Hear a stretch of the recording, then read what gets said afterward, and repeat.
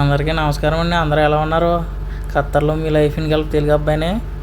ఈరోజు అయితే మళ్ళీ చేపల మార్కెట్ వచ్చామండి. మా మేడంకి చేపలు కావాలంటేనే. దాంతోపాటు మాకు కూడా మనసులాగి 2 శీలమున్న శిలావతి చేపలను తీసుకున్నామండి. మేమైతే శిలావతి చేపలు అనుకుంటున్నాం.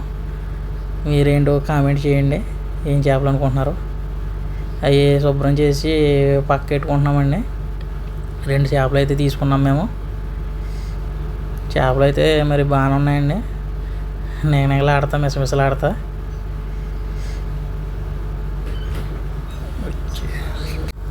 మనం శుభ్రం చేసుకున్న ముక్కల్ని శుభ్రంగా ఉప్పు, కారం, పసుపు, మసాలా, అల్లం పేస్ట్ అన్నీ కలిపి శుభ్రంగా గంట సేపు ఫ్రిడ్జ్లో పెట్టుకున్నామండి.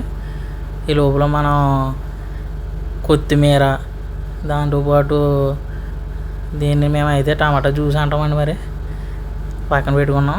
దాంతోపాటు మన ఉల్లిపాయలు అవి మగ్గించుకొని దాంట్లో బెండకాయలు అవి వేసుకున్నామండి. దాంతోపాటు కొంచెం అల్లం వెల్లుల్లి శుద్ధ వేసుకున్నాం.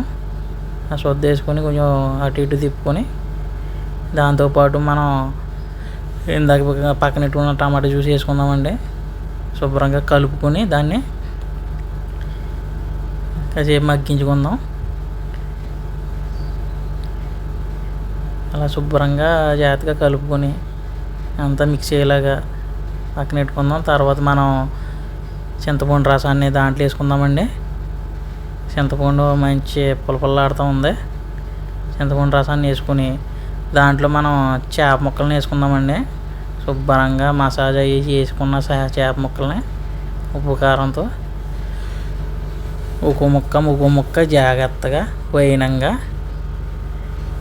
ముక్కకి గ్యాప్ ఉండేలాగా చూసుకొని జాగ్రత్తగా వేసుకోవాలండి.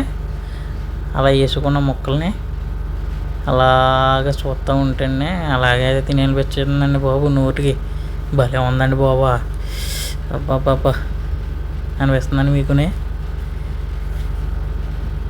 శుభ్రంగా అలాగా జాగ్రత్తగా వేసుకొని వాటితో పాటు ముక్కలు వేసుకున్న తర్వాత మనకి దానికి తగ్గట్టు ఒక గ్లాసున్నర నీళ్ళు వేసుకోవాలండి. ఈ ముక్కలు చూస్తుంటే ఇల్లు గుర్తొస్తుందండి బాబు నిజంగానే. చాలా కాలానికి చేపల కూర ఉంటున్నామేమో. చాలాసార్లు చేపల కూర ఉండాము, కానీ ఇదే మొదటిసారి ఇలా ఉండటం. చేప ముక్కలన్నీ వేసుకున్నామండి, కంప్లీట్ అయినాయి. తర్వాత మనం చెప్పాం కదండి, గ్లాసున్నర నీళ్ళు వేసుకొని అలాగా నానమ్మ అమ్మమ్మ చెప్పినట్టు జాగ్రత్తగా తిప్పుకోవాలి, గట్టెట్టకుండా. తర్వాత మనకి ఇలాగా పులుసు దగ్గరికి వచ్చిన తర్వాత దాంట్లో కొత్తిమీర వేసుకుని జాగ్రత్తగా దాన్ని పక్క పెట్టుకోవాలండి. ఈ లోపల అది చల్లారుతూ ఉంటుంది. రెడీ అయిపోయినట్టే మనకి. ఎక్కడితో మనకి చేపల పులుసు సమాప్తం. ఇందాక మంచి మసాలా మేకప్ పెట్టి శుభ్రంగా పూసిన ముక్కల్ని పక్కన పెట్టుకున్నాం కదండి.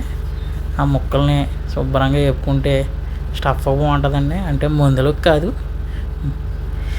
అదే పులుసుతో పాటు మనకి ఇవి కూడా ఉంటే బాగుంటుంది, నోటికి రుచిగా ఉంటుంది. ఆ తర్వాత అయిన తర్వాత మనకి మరి యుద్ధానికి సిద్ధమవుతామండి.